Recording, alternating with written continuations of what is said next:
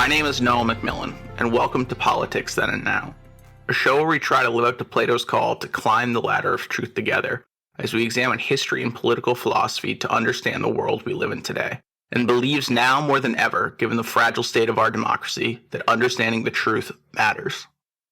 Today we're going to talk about the idea of rights, specifically the rights America was founded on. The founding philosophy of America is that government exists not to give you rights, but to protect your natural rights, God-given, inherent ones. The story of America cannot be told without mention of our foundation and the Revolution. And given how often rights and the Founding Fathers are brought up in modern American political discourse, I thought we'd do our first episode on one of our founding documents, the Declaration of Independence, and the philosophy, more specifically the philosopher it is based on, John Locke. For a little context, John Locke wrote the second treatise on government in 1689 in response to the political theory at the time called paternalism, which was used to justify the divine right of kings as far back as the Middle Ages. Paternalism argued that as a descendant of Adam, the king was deputized by God to rule absolutely, and his subjects obliged to obey. As we will see, Locke rebukes this notion and argues that a government is legitimate due to the consent of the governed. What does this have to do with American politics? It's important to note the unprecedented nature of the founding of America. It is a nation founded on ideology, not by conquest. And the ideas of Locke circulated heavily throughout the colonies, and found many ardent supporters amongst the founders, including the primary author of the Declaration of Independence, Thomas Jefferson, who was so heavily influenced that he actually took some lines verbatim from Locke. So let's get into it. The preamble of the Declaration of Independence begins, when in the course of human events, it becomes necessary for one people to dissolve the political bands which have connected them with another, and to assume among the powers of the earth the separate and equal station to which the laws of nature and of nature's God entitle them. A decent respect to the opinion of mankind requires that they should declare the causes which impel them to this separation. We hold these truths to be self-evident, that all men are created equal. They are endowed by their Creator with certain unalienable rights, that among these are life, liberty, and the pursuit of happiness. That to secure these rights, governments are instituted among men, deriving their just powers from the consent of the governed. The opening of the preamble lays down the foundation of the argument for American independence from Britain by defining what they believe government is for, setting them up to later show that Britain has not lived up to its obligation. The important takeaways from this that we'll examine are the law of nature, natural rights, why government is instituted, and consent of the governed. These are all rooted in Locke's writings and beliefs about the nature of rights and purpose of government. So to better get an understanding of the founders' argument, let's start first at the beginning of Locke's. Mankind started in what Locke calls the state of nature, which is what life looked like before societies. It is perfectly free and it is peaceful. We are all born equal, which was a hot take during an era that believed kings were given absolute authority to rule from God. How do we know we're all born equal? Locke would tell you to look to nature. Look to other animals. They are all born that way, so we must be too. So in the state of nature, we are all equally and perfectly free to order our actions in line with the law of nature. What is the law of nature? It is reason.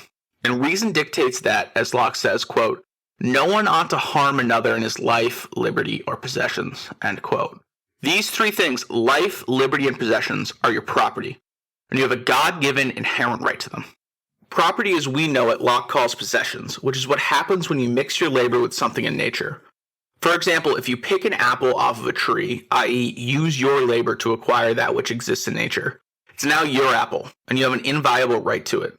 The law of nature then, quote, binds each person to preserve self and, as much as he can, quote, the rest of mankind, end quote.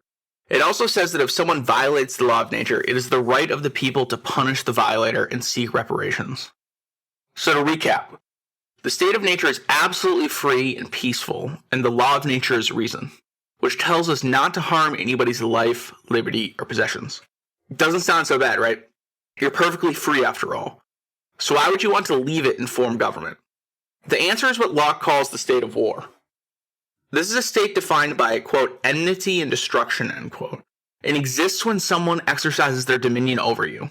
The problem with the state of nature there is no just remedy to this hostility and destruction because there are no unbiased parties to appeal to for arbitration. Because of self-love, we can't rely on each other to act justly in this situation. If you steal my apple and I demand reparations for your transgression by paying me back, but instead of one apple you originally took, I decide to demand 30 apples, we're at a stalemate and things will probably get violent. So this creates two great problems in the state of nature: the lack of formal protection of your property and the lack of third-party arbitration to settle disputes justly. According to Locke, because it is inconvenient to live alone, and because in the state of nature it's impossible for justice to be arbitrated in an unbiased manner, we seek communion and fellowship in the form of civil government, which remedies both of these problems. When you join society, though, you don't get to stay in the perfect freedom of the state of nature. Rather, to receive protection of and third-party arbitration for your property, which again means your life, liberty, and possessions, you have to give up your right to enforce the laws of nature to the community, meaning that you forfeit the right to settle your own disputes and transfer that authority to the community that you have joined in order to secure protections of your property. It's important to note that you are not making this surrender to the king, but to the community, and agreeing to the principle of majority rule. This is where the idea of consent of the governed comes into play. We are all born free and equal, after all, so to Locke, quote, the only way anyone divests himself of his natural liberty and puts on the bonds of civil society is by agreeing with other men to join and unite into a community for their comfortable, safe, and peaceable living amongst another and secure enjoyment of their properties, end quote. This is what self-government means.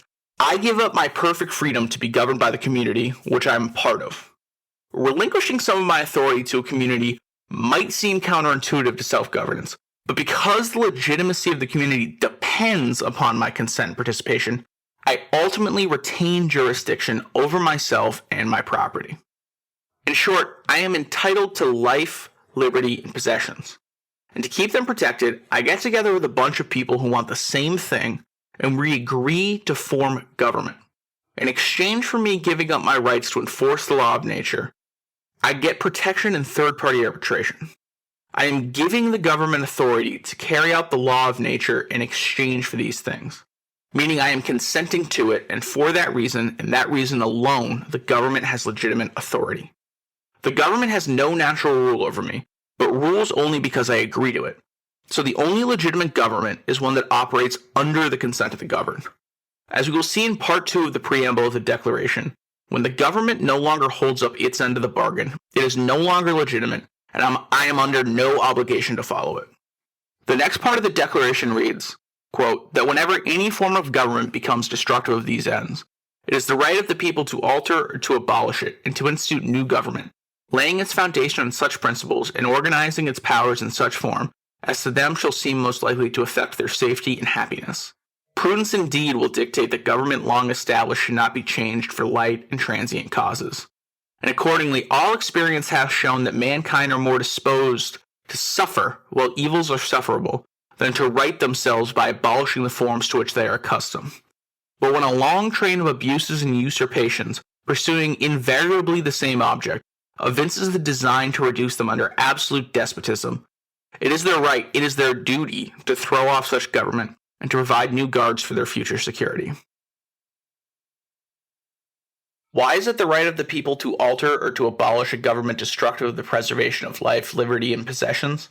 Because, according to Locke and the founders, the king is a kind of employee. He's essentially hired by the people to protect their property, as we discussed, and when he doesn't do that, the people who hired him can fire him.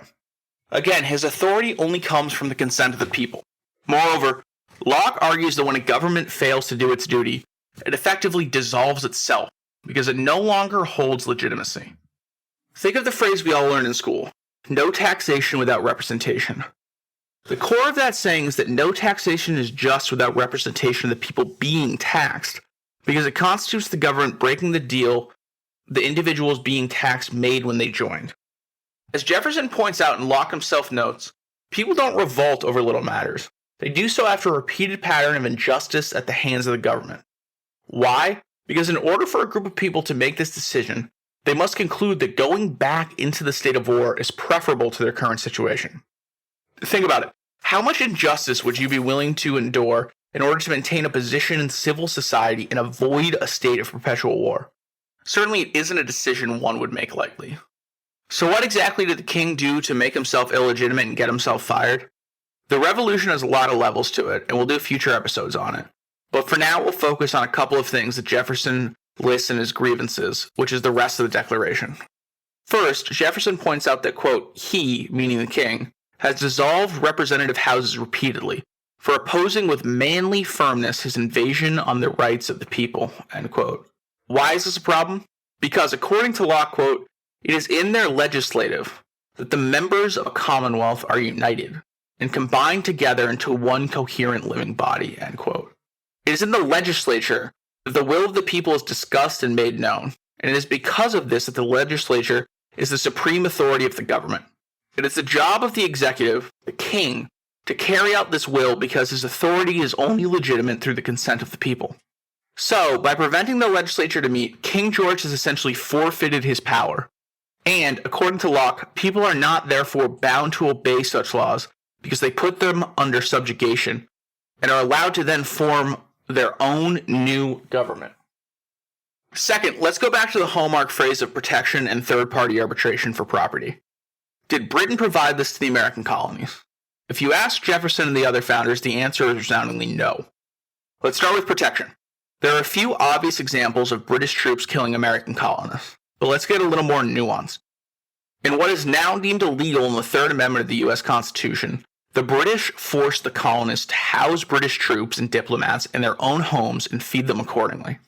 This is a no-brainer violation of the liberty and possessions of the colonies. It is not just the government failing to protect the colonists' possessions, but actually stealing it. And if you ask Locke, if a government is willing to steal your liberty and possessions from you, you can conclude they'll steal your life as well, and you have every right to revolt. In terms of third-party arbitration, Britain, after the Boston Massacre, deemed that any capital crime committed by a troop would not be adjudicated in the colonies, but back in Britain. So if a British soldier committed a crime against you, he would be shipped back to Britain for trial, an assuredly unfair one, that you could not appeal. Moreover, according to the Stamp and Townshend Acts, if you violated either of those acts, you would receive trial in what was called the Vice Admiralty Court, which meant a trial without a jury, which was supposed to be guaranteed under British and colonial law. All of this leaving you without the arbitration you traded in perfect freedom for.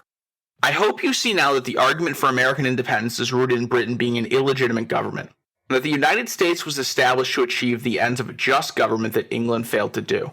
So, according to the founding principles of the United States, in exchange for the security of your life, liberty, and possessions, you consent to follow majority rule and the laws of the United States as long as it remains a legitimate government as defined earlier. Now that you know what inherent rights really are, what the stated purpose of American government is, think about some of today's issues surrounding rights. Abortion, for example. If your body is your property and the government exists to protect your property, how can the government tell a woman what to do with it? How is that not breaking the deal between a citizen and the government? Or if a fetus is a heartbeat of its own, is it actually its own property? Another recent argument surrounding rights is healthcare. We hear a lot from the far left that healthcare is a human right.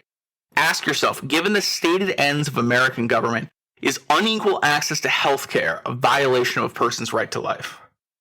And finally, in the midst of the COVID-19 pandemic, there's been a lot of talk about if mask mandates violate people's individual rights. Where I've left the other two questions open-ended, I'm going to answer this one. No, it's not a violation of your rights. In fact, I believe Locke and Jefferson would argue that you not wearing a mask is actually a violation of my right to life. And that is in fact the government's obligation to enforce such a mandate lest it breaks its agreement with me to protect my life. Remember the law of nature that, quote, no one ought to harm another in his life, liberty, or possessions, end quote, and that you should preserve to the best of your ability the rest of mankind. Accordingly, the law of nature obliges you to wear a mask, and since I joined the government to secure my rights, it obliges the government to make measures to save me from a deadly pandemic. Moreover, there are times, according to Locke and other political theorists, that the government is allowed to break the rules in case of emergency. That's called prerogative and emergency powers. We'll cover that and Thomas Hobbes in next week's episode. I'd like to thank Stephanie Tenarowitz and Cam McMillan for helping me put this together, and my dog Socrates for all his support. Thank you for listening and wanting to be a more well-informed citizen.